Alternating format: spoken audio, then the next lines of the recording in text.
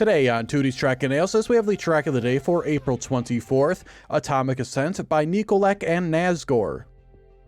Atomic Ascent is a speed tech track, and this track is entirely made from the road surface. There's also one boost block on the track, just being a normal turbo boost. The track does have a GPS, and the GPS time is approximately 0.3 of a second faster than the author metal time.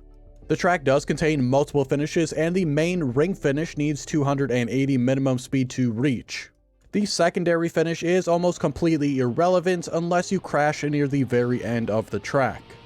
I found the difficulty of the track to be slightly harder than an average track of the day, rating it a 6.5 out of 10. This is due to me finding the lines on the track to be slightly forgiving at average speeds, however the faster you are, the harder the track will get. I found the metal times to be a little bit more difficult as well, completing the track with a time of 46.395. This is half a second behind the author metal time of 45.855.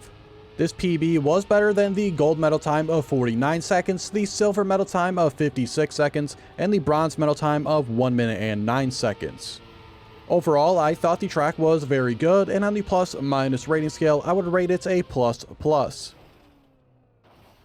For the analysis today, I'm comparing my personal best against the top time right now, which was driven by Maui. They had a time of 45.370, and this is 1.025 ahead of my personal best. We got the usual starts here, just got to weave around some of these corners, take them as closely as possible, and then here we're setting up for the first drift, so you want to be a little bit on the wide side. I'm a little bit further inside than the world record, but that's the least of my worries here. The same thing for the drift timing as well, we both started about the same time. However, my issue here will be that I will overdrift this, I'll hold the brake much longer, slide a bit further towards the outside, and that's the reason why I will fall behind. And then moving on to this jump right here, of course you want to reduce your air time, so you want to jump off with about an angle like my car is here. It's like maybe a 50 to 60 degree angle. The more parallel you are towards the transition here, the less air time you will get, but this is around the sweet spot. And then moving up, we have another very small jump here, and before leaving this one, you want to be turning towards the right, so your car spins a little bit in mid-air. This will allow you to land a bit sideways and allow you to slide and get around the corner. You should not have to brake here to drift around this corner. Just use the sliding from the jump. And then moving on to what I found to be one of the more difficult drifts in the track. Setting up with this one, you want to set up fairly wide, so just scraping by the edge of this right wall here, and then right upon passing that, that is where you want to start your drift. And like usual, I will overdrift this one as well, as you see here, me sliding a bit further out to the right compared to the world record's better inside line. You also have to be very careful on the exit to this section as well. If you have too much momentum going towards the upper right here, you will very easily lift off the ground and most likely crash out. And moving on after this, we have another jump here. In this one, I really just could never figure out what I wanted to do here. If I wanted some more downward momentum, if I wanted to jump off straighter. It didn't really seem to matter though, because anytime I landed, I still got a tiny bit of a bounce, which really threw this drift off for me basically every single time. But we'll see here the world record going for a more flatter approach on the exit. And we'll see that wider, flatter exit here allows them to land wider here as well, and this will make them drift less to get around this corner.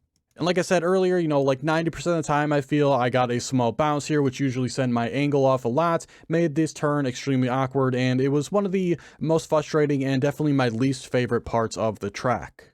Hopefully you are able to make it around that corner cleanly though, and then set up for this next drift, once again wanting to start out wide. On the exit here, we'll see basically that we exit on the same exact line. However, moving a bit forward, we'll see the world record is able to get a much tighter inside line than I am.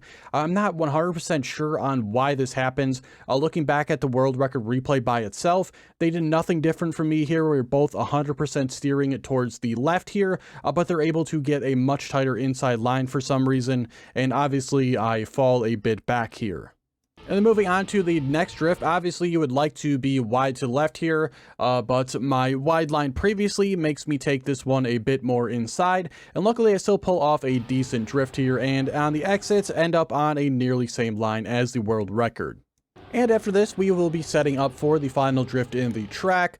Unfortunately here, I went a bit safe around this rock, so I ended up a bit wide, and this will make it tougher on the next drift, in which you also want to be wide here towards the left, and you want to execute a very small drift. And then we're basically on to the finish. As long as you get around everything cleanly here, you should very easily be able to make it into the spring finish. The only way you're not going to make it is if you crash somewhere near the very end. And as I leave you off with the current world record run, I want to thank you for watching. If you enjoyed, please like the video and subscribe so you don't miss out on future analysis videos. If interested, check the description for links to my Twitch and Discord, and of course I have plenty of other Trackmania videos on the channel, so please check them out as well. But I will see you guys tomorrow for the next one.